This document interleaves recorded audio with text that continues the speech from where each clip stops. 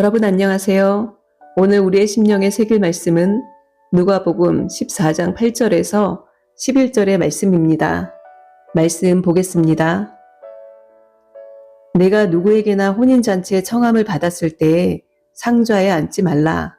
그렇지 않으면 너보다 더 높은 사람이 청함을 받은 경우에 너와 저를 청한 자가 와서 너더러 이 사람에게 자리를 내어주라 하리니 그때에 내가 부끄러워 말석으로 가게 되리라. 청함을 받았을 때에 차라리 가서 말석에 앉으라. 그러면 너를 청한 자가 와서 너더러 거치어 올라 앉으라 하리니 그때에야 함께 앉은 모든 사람 앞에 영광이 있으리라. 무릇 자기를 높이는 자는 낮아지고 자기를 낮추는 자는 높아지리라. 아멘.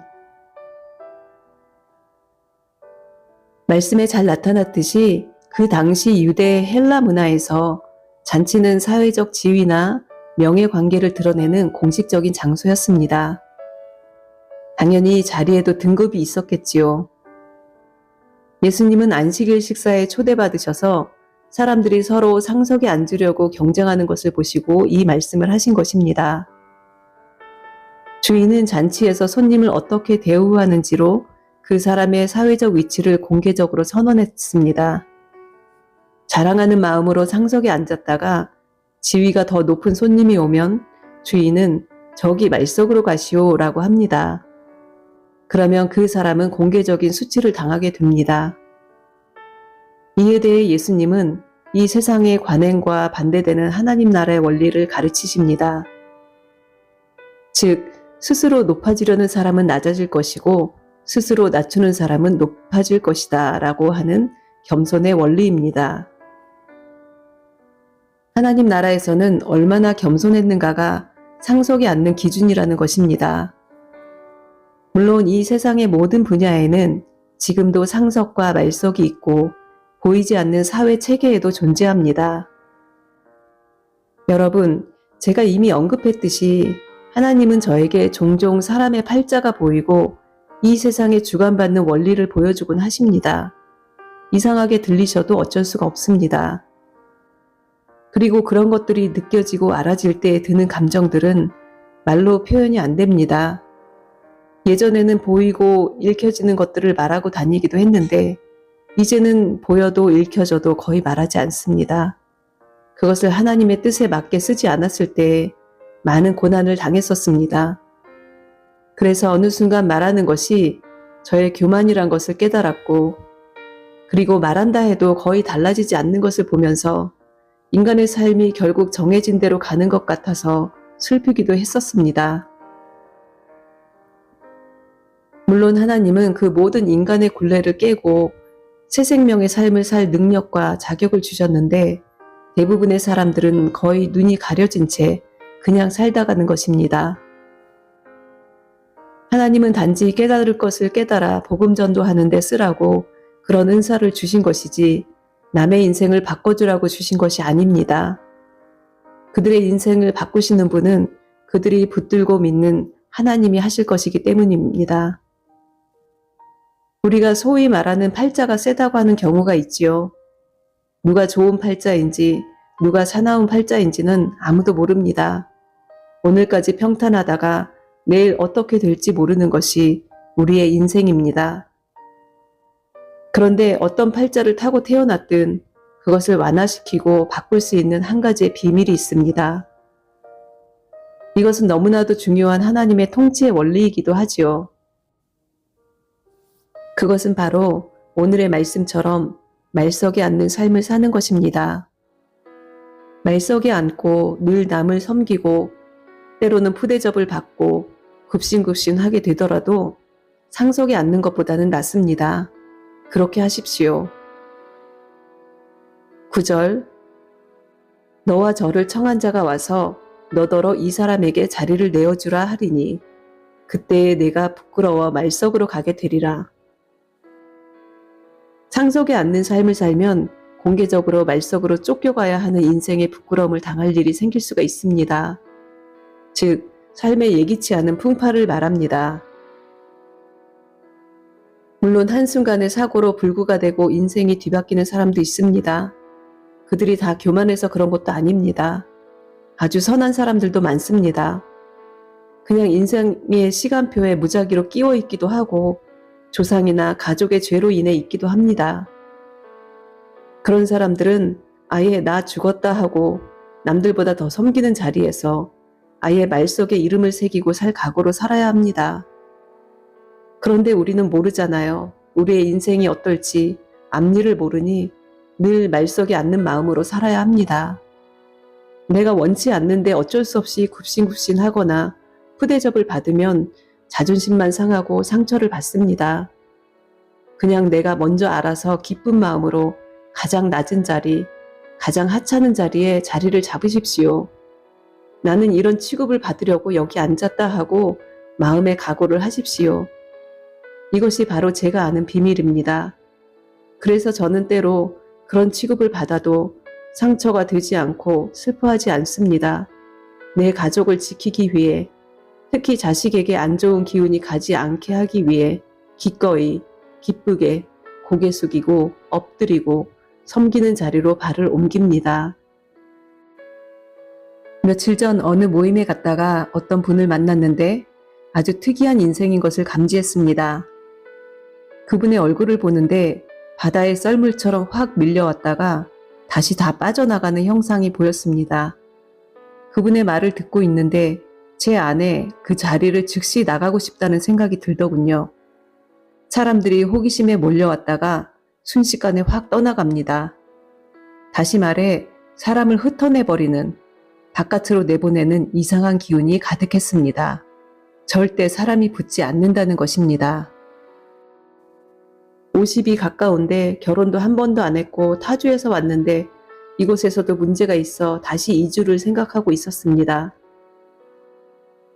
그런데 자신은 속에 담아두지 않고 말하는 정의로운 사람이라는 자부심을 갖고 끊임없이 정죄하고 판단하는 말을 하더군요. 자신에게 사람이 붙지 못하게 밀어내는 아주 희한한 기운이 느껴졌습니다. 이런 경우는 참 사람의 힘으로 어찌할 수가 없습니다. 그러나 그 사람이 말을 아끼고 남의 의견이 내 생각에 거슬려도 당신의 의견이 옳소이다, 좋습니다 하며 맞춰주고 엎드리는 자세로 산다면 그 기운이 점점 약해질 것입니다. 비굴하게 아부하고 하라는 것이 아닙니다. 하나님께 늘 지혜롭게 겸손할 수 있기를 구하시기 바랍니다. 10절 청함을 받았을 때 차라리 가서 말석에 앉으라. 그러면 너를 청한 자가 와서 너더러 거치어 올라앉으라 하리니 그때야 함께 앉은 모든 사람 앞에 영광이 있으리라. 내가 상석에 앉을 만한 사람이라도 말석을 찾아가시기 바랍니다. 그러면 험하고 풍파 있을지 모르는 내 팔자가 순하고 평탄하게 됩니다. 세상에서 갑질하는 사람들 많습니다. 교회 안에서, 주일학교에서, 유스그룹에서 부모들이 보이지 않게 상석에서 명령하고 따지고 판단을 합니다. 몰라서 그럽니다. 내 목소리 내고 싶고 따지고 싶어도 그냥 입을 다무는 게 낫습니다. 사회 변혁 외치지 않아도 됩니다. 우리가 묵묵히 예수님의 사랑을 실천하면, 예수의 사람이 많아지면 하나님의 나라는 당연히 임하게 될 것입니다. 제가 다음번에 복의 근원이 되는 것에 대해서 나눌 건데요. 온유하고 너그러운 자는 생수의 강이 되어서 복을 흘려보내는 큰 힘이 있습니다. 복이 막히고 한 곳에 고이지 않고 다른 이에게 전해지도록 할 때 영적으로 우리의 삶에 막힘이 없고 하나님의 은혜와 임재가 지속적으로 머물 수 있게 됩니다. 내 삶의 복이 생수처럼 끊임없이 솟아나게 되는 것입니다. 겸손은 하나님이 가장 중요시하는 성령의 열매이기도 합니다. 그만큼 나를 버려야 하는 힘든 덕목이기도 합니다. 왜냐하면 인류의 타락이 교만으로 인해 상석에서 자신을 뽐내고자 하는 그 마음에서 시작이 되었기에 인간의 얽히고 알 수 없는 팔자는 겸손만이 결국은 해결할 수 있는 것입니다. 그렇기에 예수님도 가장 먼저 하신 것이 이 땅의 낮은 곳으로 임하신 것이었습니다. 마구간에서 태어나시고 수치와 모욕과 멸시를 당하셨습니다. 그것을 하나님의 영광을 위해 아예 마음의 각오를 하고 기꺼이 하셨습니다. 요즘은 작은 일에도 다 자존감을 거론하고 인권을 무시당하는 것에 예민합니다. 사람은 존귀하니까 존귀한 대접을 받아야 하는 것은 맞지만 이 세상이 죄악된 세상이기에 인간의 존엄성이 다 파괴되었기에 서로가 존중을 하지 않는 경우에 처하는 그런 경우가 어쩔 수 없이 많습니다. 게다가 예수님을 잘 모르면 늘 상석에서 내려다보고 자신을 과시하려는 사람들은 또 얼마나 많습니까? 이런 다양한 사람들 속에서 계속 존귀한 대접을 받기를 바랄 수는 없습니다. 그 마음을 버리고 예수님처럼 나도 아예 처음부터 낮은 곳으로 말석으로 가 자리를 먼저 꿰차고 앉을 각오를 하는 것이 아름다운 것입니다. 말석에는 도움이 필요하고 하나님을 필요로 하는 사람들이 많습니다. 제가 최근에 제 자신의 처지에 대해 알게 모르게 자괴감을 느낀 것 같습니다. 주변에 다들 너무 쉽게 돈 벌고 잘 사는 사람들을 보다 보니 나는 뭐하고 살았나 하는 저 자신에 대한 실망감이 자꾸 들었습니다. 그러다 어느 찬양을 듣게 되었는데 댓글을 우연히 보게 되었습니다. 그 댓글에는 수많은 사람들이 고난을 토로하며 하나님을 의지하는 글들로 가득했습니다. 수술을 몇 번을 한 사람, 우울증, 사랑하는 사람을 잃은 사람, 관계의 문제 등등 저의 고난은 어디 주머니로 쑥 집어넣게 될 정도로 그곳에 적힌 고난들은 마음이 아플 정도였습니다. 그러면서 하나님께서 저의 마음에 이런 메시지를 주시는 듯 했습니다. 내 눈에 보기엔 부자들만 많은 것 같고 그들이 다 세상을 지배하고 있는 것처럼 보이느냐? 그러나 실상 이 세상은 이렇게 가난하고 힘든 사람들이 대부분이다. 어떤 일부의 생각과 마음이 속지 않도록 하라. 그것을 깨닫고 나니 갑자기 정신이 들고 저의 현실의 자리로 돌아온 듯 했습니다. 사탄은 우리의 눈과 생각을 미혹해서 아주 작은 일부가 전부처럼 보이도록 눈속임을 합니다. 우리가 늘 깨어있지 않으면 어느새 목소리를 높이고 있고 어느새 판단하고 분내고 있게 됩니다. 잠잠히 묵묵히 깨어 기도하시기 바랍니다. 11절 무릇 자기를 높이는 자는 낮아지고 자기를 낮추는 자는 높아지리라. 저는 누군가를 비난하거나 판단할 때면 꼭 제 마음 깊은 곳에서 너는 확실히 저 사람보다 깨끗하냐? 하는 말이 올라옵니다. 아무도 없을 때 얼마나 제가 죄악된 생각들을 많이 하는지 저도 알고 하나님도 아십니다. 나는 그런 죄를 지은 적이 없는지 돌아보고 회개하며 비난과 판단의 마음을 꾸짖어야 합니다. 나를 높이는 분은 하나님이지 내가 아닙니다. 지금 낮은 곳에 있고 나중에 높아지는 것이 더 좋은 것입니다. 우리 인생도 마찬가지이지요. 예전에 아무리 화려하고 행복했으면 뭐합니까? 지금 힘들고 불행하면 불행한 삶인 것이지요. 반면에 나중에 높아지면 내가 낮아지고 힘들었을 때의 고난과 눈물은 다 잊혀집니다.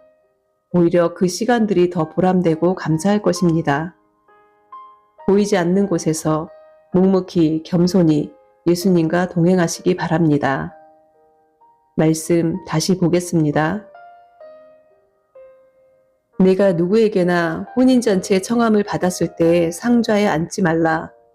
그렇지 않으면 너보다 더 높은 사람이 청함을 받은 경우에 너와 저를 청한 자가 와서 너더러 이 사람에게 자리를 내어주라 하리니 그때에 내가 부끄러워 말석으로 가게 되리라. 차라리 가서 말석에 앉으라.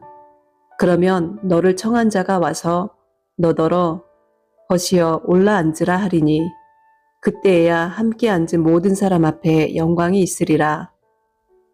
무릇 자기를 높이는 자는 낮아지고 자기를 낮추는 자는 높아지리라.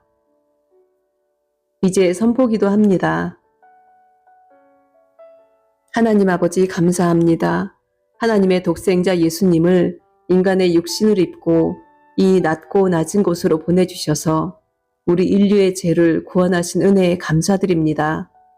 그 예수님을 본받아 우리도 낮은 곳을 찾아가겠나이다. 침묵을 지키는 자리에 겸손히 섬기는 자리에서 들레지 않고 낮은 곳을 지킬 수 있도록 주님께서 인도하여 주시옵소서. 말석을 먼저 찾아가 앉겠나이다.